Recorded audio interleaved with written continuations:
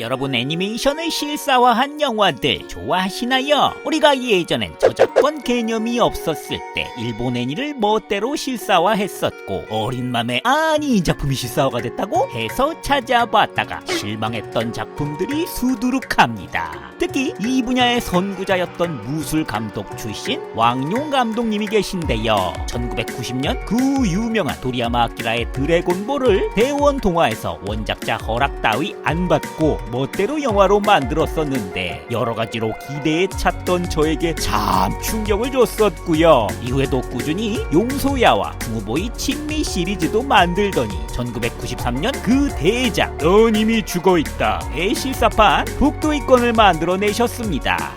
끝없는 방황기. 이야, 땀내 나는 사나이의 저 주제가 환청이 잘 때도 떠올랐었네요. 이건 나름 원작자도 보고선 충격 먹어서 고소를 포기했다고 하니 다른 의미로 컬트적 전설로 여겨지고요. 이거 말고도 1992년 그 유명한 게임 스트리트 파이터의 애니 실사화 버전이자 홍콩 만화 스트리트 파이터 가두 패왕 원작의 비디오 버전 영화로 스트리트 파이터 가두 쟁패전이 만들어져서 나름 괜찮은 무술 씬들을 보여주긴 했지만 코스프레된 캐릭터들 꼬라지 덕분에 류와 켄은 실사가 아니라 그냥 게임에서 만나야 된다고 게이머들에게 단단히 각인시켜줬고요. 1993년 전설의 피구왕 통키는 불꽃슛 통키란 이름으로 역시 멋대로 원작자와 협의 없이 도저히 초등학생으로 볼 수 없는 예비군 아재들의 공놀이 버전을 만들어 극장 개봉은 못했지만 공휴일에 특선 영화로 방영돼서 무려 전국 300만 아이들이 시청하고 충격을 먹었으며 저도 그중 한 명으로 트라우마를 겪게 됐습니다. 근데 우리가 만들어서 망한 걸까요? 그렇지 않죠. 일본이 직접 원작자와 협의하고 정식으로 만들어내도 망작이 수두룩합니다. 이거 잠깐 볼까요?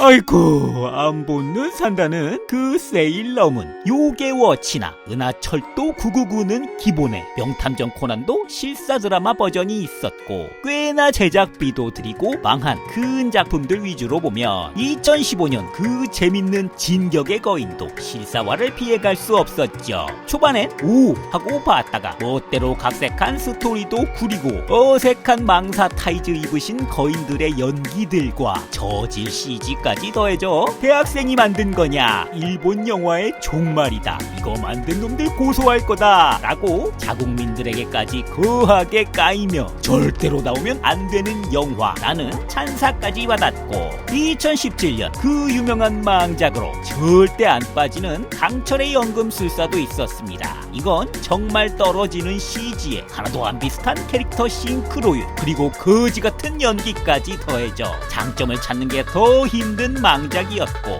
원작판들에겐 피눈물을 선사했고요. 이듬해 2018년에도 블리치가 개봉돼 전투씬은 그냥저냥 볼만하다 했지만 역시 정신이 나갈 것 같은 오글거리는 이세카이 중2병 대사들과 코스프레 복장 발연기로 역시 역사의 뒤안길로 사라졌고 지금도 원작 팬들 무섭게 나루토와 너의 이름은 원펀맨도 실사화를 기획 중이라고 합니다. 그리고 이 흑역사는 서양권에도 존재합니다. 아무리 진정한 덕후는 양떡이라지만 안 되는 건 안 되는 거죠. 1993년엔 동명의 게임인 슈퍼마리오를 영화화한 슈퍼마리오 브라더스 당시 나름 4,800만 달러 제작비를 때려받고 기대를 받았지만 뚜껑을 여니 이런 괴작이 없었습니다. 이 정도로 다르게 각색할 거면 그냥 오리지널 영화를 만들지 아기자기했던 오리지널 통화톤 재현도 별로고 오리지널리티도 없는 디스토피아 세계관에 어정쩡한 물건이 나와 특히 실사화한 쿠파의 모습에 충격과 공포를 주며 폭망했고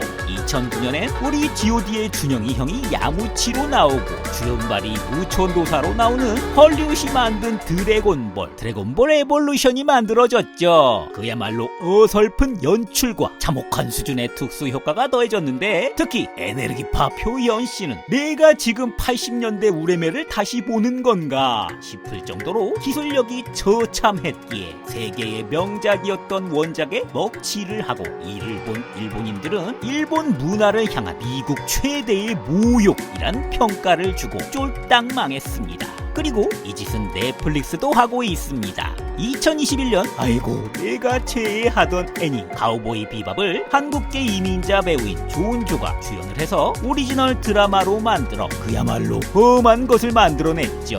어설픈 코스프레에 원작의 진중함은 싹 사라지고 밝은 개그 활극으로 바뀐 데다 애니 장면들까지 무리하게 재현하다 보니 총체적 난국이다 라고 세상 호평을 받으며 오히려 원작 애니메이션의 가치만 더 올려주는 특이한 상황도 만들었는데요. 이걸 만든 제작사인 투모로우 스튜디오가 다시 한번 모두의 명작인 원피스를 또 만들어서 실사화 난이도가 너무 높은 작품이라고 세상의 모든 우려를 받으며 사람들이 이번엔 또 얼마나 망작을 만들었나 구경해보자 라고 봤다가 의외로 재밌는데? 라는 평을 들으며 약간 주성치 영화 느낌 나게 변주하며 만들어서 많이 다른 것 같은데 어쨌든 원피스는 맞는 것 같다 라는 평을 들으며 흥행도 성공해서 시즌2를 만들고 있대죠. 전 그냥 시즌1에서 놓아주려 합니다.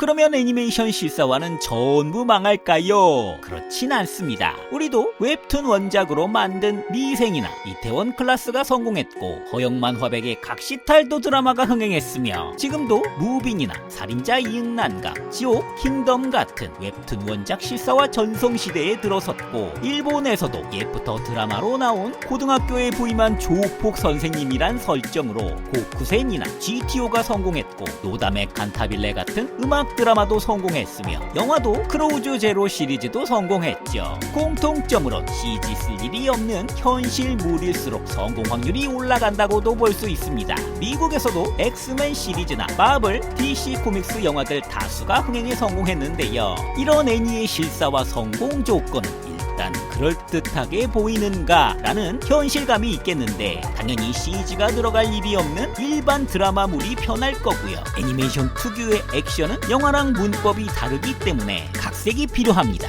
마블이야 천문학적 제작비를 들여 이 CG를 구현해내니 그럴듯하게 보이니까 대중들이 받아들일 수 있지만 일본 영화는 제작비가 아주 낮습니다. 그러니 어설프고 조악한 CG를 구현하다 말아먹고요. 이 제작비를 부분적으로만 쓰는 케이스였던 데스노트 시리즈에서 류크에게만 사용한다던가 기생수 시리즈에서 미기 위주로 분리해서 몰빵해서 써줄 때 효과적이기도 했었는데 영화 문법에 맞는 각색도 필요합니다. 그 대표 성공 사례가 바람의 검심 영화판 시리즈죠. 원래 원작은 검수를 휘두를 때 용상섬, 용추섬, 아돌, 구두룡섬 같은 각종 필살기들을 외치고 구현했는데 OVA였던 추억편 애니에서 이걸 싹 걷어내서 특유의 어두운 분위기와 스피디한 검수를 살려냈는데 이걸 영화에도 그대로 채용해서 기술 이름 같은 거 외치지 않고 필살기는 싹 걷어내고 CG는 전혀 사용하지 않으면서 빠른 액션으로 대체해 현실성을 강조해 성공했습니다.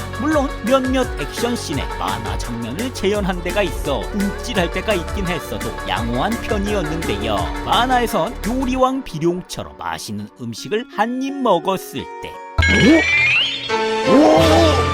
이러면서 세상이 잠시 정지하며 아니 이 맛은 내가 과거 20살 때 사업에 실패했을 때 깊은 풍미와 향으로 날 달래주었던 그 맛, 광활한 대지에서 뛰놀던 돼지와 웅장한 바다의 해산물이 어우러져 뜨거운 탕수와 만난 30년 전의 그 탕수육 맛이구나 라고 할 때처럼 한참 이게 뭐라고 설명도 하고 해상도 하고 이러죠. 이런 건 애니메이션 문법에서만 가능한 거겠죠. 원작을 그대로 옮길 게 아니라 충분한 해석 끝에 각색이 필요합니다. 그 대표작이 카우보이 비밥이겠네요. 이게 싱크로 떨어지는 코스프레에 가려져서 그렇지 원작은 분명 홍콩 누아르나 하드보일드 같은 어두운 톤의 액션은 만화임에도 오히려 극영화식 액션을 추구했었는데 드라마에선 정반대로 톤을 밝게 바꿔 가디언즈 오브 갤럭시 같은 밝은 SF 소동극을 만들면서도 정작 주요 액션씬에서 만화 속 장면 그대로를 가져다 놓은 때문이 그 이질감은 엄청나서